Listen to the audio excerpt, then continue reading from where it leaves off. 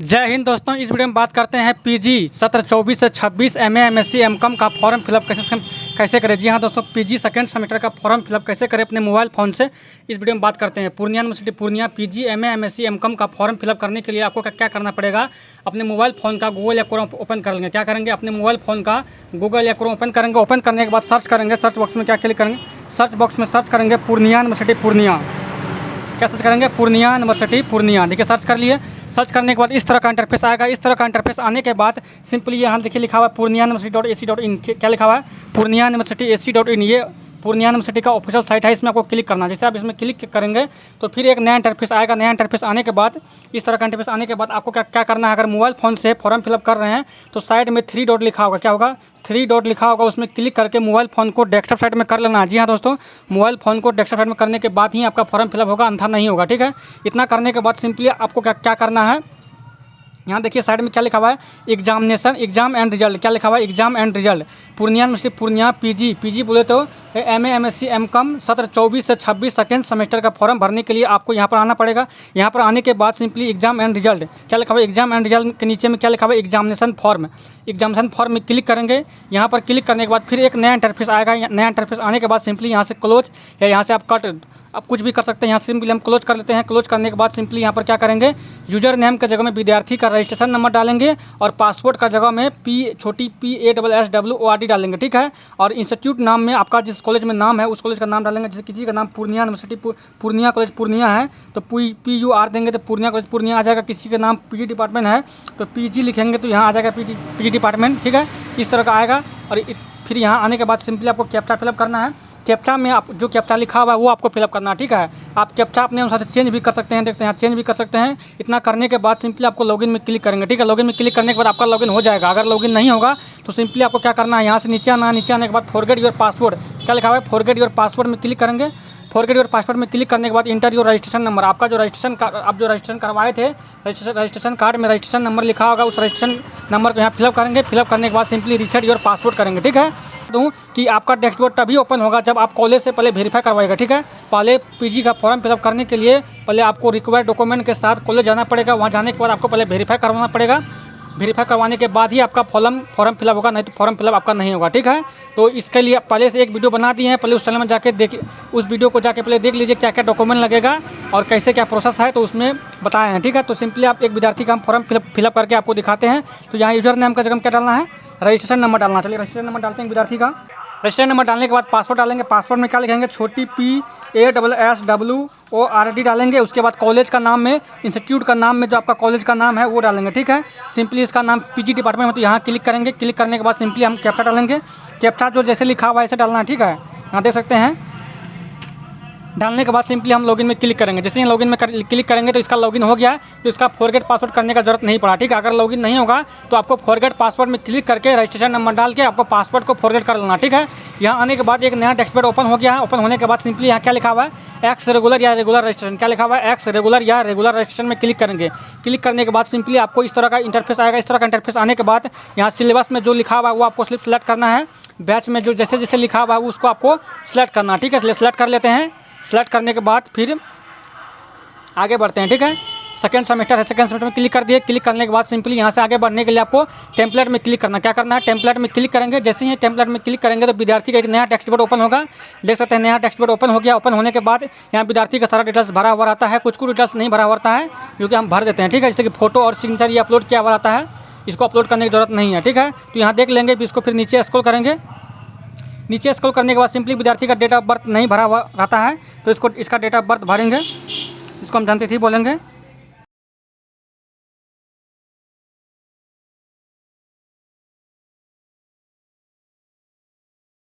Date of birth भरने के बाद नेशनलिटी में क्लिक करेंगे। नेशनलिटी इंडियन है तो इंडियन में सेलेक्ट कर लेंगे। इस तरह का करने के बाद मीडियम चॉइस करेंगे। मीडियम में विद्यार्थी किस मीडियम से एग्जाम देगा, इंग्लिश या हिंदी, जो मीडियम से देगा एग्जाम उस मीडियम को यहाँ सेलेक्ट कर लेंगे। सेलेक्ट करने के बाद फिर नीचे स्क्रॉल करेंगे।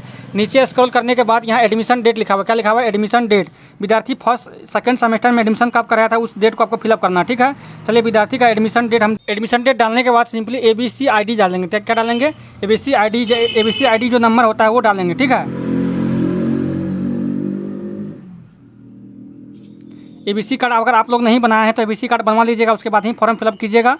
और घर बैठे अगर एबीसी आईडी कार्ड बनाना चाहते हैं तो स्क्रीन में 2 मोबाइल नंबर शो करता है, उस 2 मोबाइल नंबर में संपर्क करके घर बैठे एबीसी आईडी कार्ड बनवा सकते हैं मिनिमम कैफे चार्ज के साथ। ठीक है, तो एबीसी आईडी नंबर डालेंगे यहाँ, जैसे जैसे लिखा हुआ सिंपली सब चीज़ ब्लर किया हुआ रहेगा क्योंकि किसी विद्यार्थी का पर्सनल चीज़ हम नहीं दिखा सकते हैं।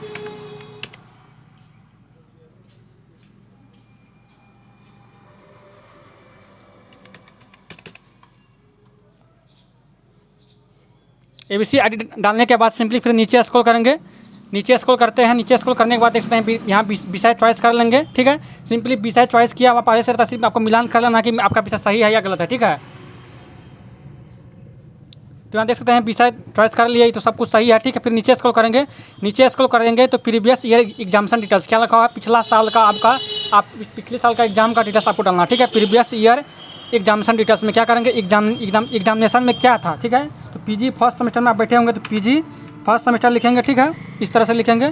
कब पास किए आप, तो 2025 या 24 में पास किए, जो भी जब किए थे वो 25 लिख देंगे। ठीक है, उसके बाद रोल नंबर जो था वो रोल नंबर आपको डालना है यहाँ पर।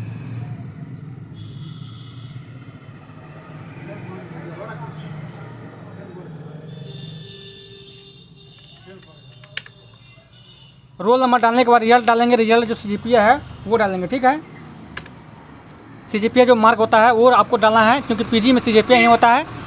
तो रिजल्ट डालने के बाद सिंपली इतना करने के बाद सिंपली आपको मिलान कर लेना है। मिलान करने के बाद आपको क्या करना है, सेव में क्लिक करना। क्या करेंगे, सेव में क्लिक करेंगे।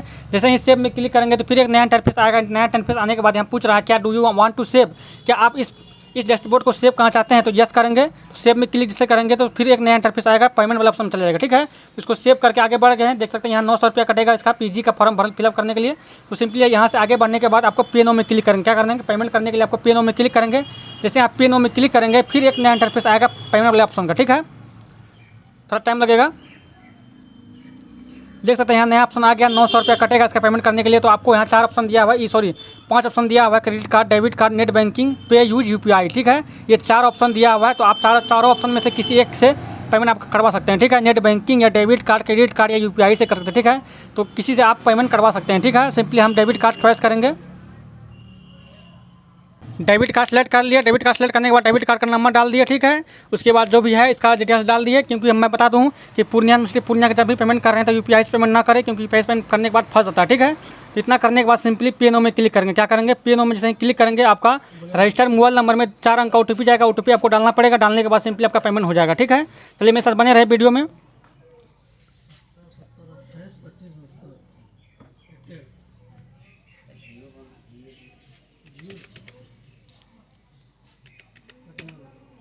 ओटीपी डालने के बाद सिंपली सबमिट में क्लिक करेंगे। जैसे ही सबमिट में क्लिक करेंगे तो विद्यार्थी का पेमेंट हो जाएगा और नया एक रिसीविंग आएगा। ठीक है, तो देख सकते हैं विद्यार्थी का पेमेंट हो गया। पेमेंट यहाँ क्या दिखा रहा है, सक्सेसफुल दिखा रहा है। तो सिंपली आपको प्रिंट एप्लीकेशन में क्लिक करेंगे। जैसे ही प्रिंट एप्लीकेशन में क्लिक करेंगे तो विद्यार्थी का एप्लीकेशन यहाँ लोड हो जाएगा। देख सकते हैं विद्यार्थी का थोड़ा टाइम लगेगा।